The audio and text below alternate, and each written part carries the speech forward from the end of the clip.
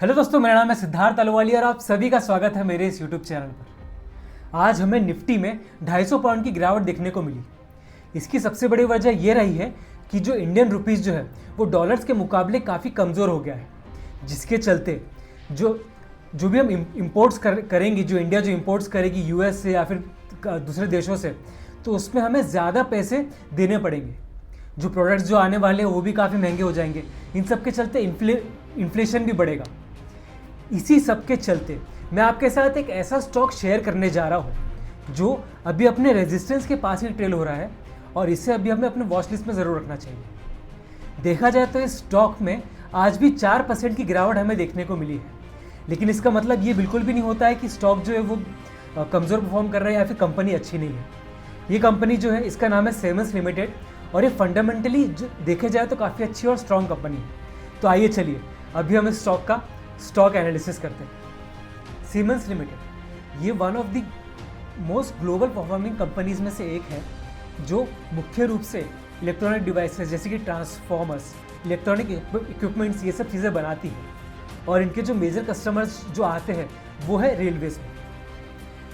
अगर इसकी fundamental values की बात करेंगे तो इसका पी वैल्यू जो है वो है 67.7 की, ROCE जो है वो 15.8%, जो कि काफ़ी अच्छा है। इसी के साथ साथ अगर ROE की वैल्यू बात करेंगे तो वो है 11.8% का। बात करेंगे इसकी क्वार्टरली रिजल्ट्स की तो आपके सामने स्क्रीन पर है। तो जैसे कि आप देख सकते हैं जो ऑपरेटिंग प्रॉफिट जो है वो 617 करोड़ का सितंबर 2025 तक निकल के आया है। और इससे अगर हम कंपेयर करेंगे पिछले 3 महीनों में, जैसे जून 2025, मार्च 2025 और दिसंबर 2025 से, तो ये कंपनी लगातार अपने ऑपरेटिंग प्रॉफिट्स या फिर यूँ कहिए कि ये कंपनी जो है लगातार अपने रेवेन्यू के साथ ग्रो करती जा रही है। प्रॉफिट बिफोर टैक्स की बात करेंगे तो उसमें भी हमें काफ़ी अच्छे नंबर्स देखने के लिए मिले हैं। इसी के साथ साथ अगर प्रॉफिट एंड लॉस की बात करेंगे तो यहाँ पे जो है सितंबर 2024 से सितंबर 2025 में हमें ऑलमोस्ट 1000 करोड़ का नुकसान देखने के लिए मिला है। लेकिन इसका मतलब ये नहीं है कि कंपनी जो है वो लॉस मेकिंग कंपनी है या फिर इस कंपनी ने जो है इस साल में या फिर इस साल के दरमियान जो है लॉस बनाया है। ऐसा बिल्कुल भी नहीं है, क्योंकि अगर हम नीचे आएंगे और बैलेंस शीट को देखेंगे तो यहाँ पे इसकी जो टोटल लायबिलिटीज़ थी उसमें भी देखा जाए तो लगभग 6000 करोड़ का इसने अपनी लायबिलिटी जो है वो कम की है। ये भी एक तरह से ये दिखाता है कि कंपनी जो है एक अच्छी तरह से परफॉर्म कर रही है या फिर कंपनी की ग्रोथ काफ़ी अच्छी हो रही है। इसी के साथ साथ अगर हम शेयर होल्डर्स को देखेंगे तो इसमें हमें ये दिखेगा कि जो प्रमोटर जो है उनके पास 75% की होल्डिंग है, FIIs के पास जो है 7% की होल्डिंग है, जो पिछले 3 महीनों में ऑलमोस्ट 60.66% कम हुई है, जिसमें हमें एक अच्छा बड़ा डिफरेंस देखने के नहीं मिल रहा है। इसी के साथ साथ जो DIIs की जो होल्डिंग है वो है 8% की और जो पब्लिक होल्डिंग है वो है ऑलमोस्ट 10% की। इसी के साथ साथ अगर हम टेक्निकल एनालिसिस की बात करेंगे तो ये स्टॉक जो है ये कल तक अपने मेजर रेजिस्टेंस यानी 3390 के पास ट्रेल हो रहा था और आज के दिन ही इसमें हमें ऑलमोस्ट 4% तक की गिरावट देखने को मिली, जिसकी सबसे बड़ी वजह ये थी कि निफ्टी के साथ पूरा मार्केट आज पूरी तरह से डाउन था।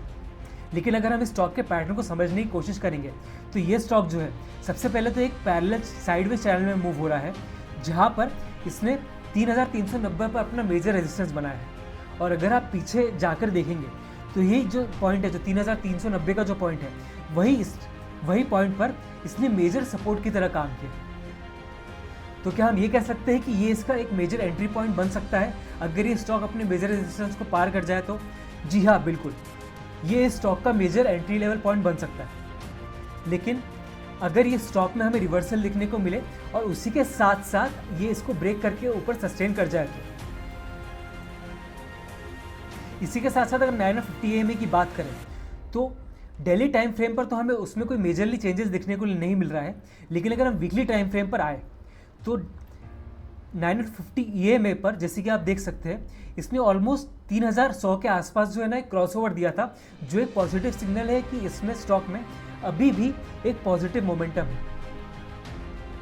वहीं पर अगर हम इसे लॉन्ग टर्म के पर्सपेक्टिव से मंथली टाइम फ्रेम पर भी देखेंगे तो इस स्टॉक ने एक तरह का फ्लैग पैटर्न बनाया था, जिसके बाद इसने जब अपने जो मेजर जो इसका जो सपोर्ट था वहाँ से जब रिवर्सल लिया 2400 से, तो ये लगातार काफ़ी महीनों से एक अपसाइड लगातार 3 महीनों तक एक अपसाइड मूव में था, जहाँ पर ये एक छोटी सी रेंज में कंसोलिडेट हो गया।